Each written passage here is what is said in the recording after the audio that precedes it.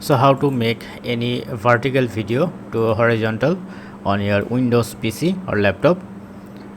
Press on right click and edit with Clipchamp. It's a default Windows software, so you can easily use it. Once it's open, then you can see this kind of interface.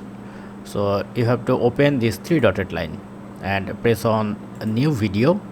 Once you press on new video, then you can see the resize option. Now resize like white.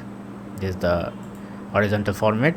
Now press on your media and import media and import your media. So once import complete, just drag and drop with your skin, and now you can easily resize it. So once done, then you can see the import. If you press on import, then it will be import.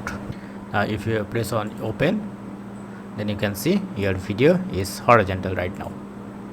So that's it. This is how you can easily convert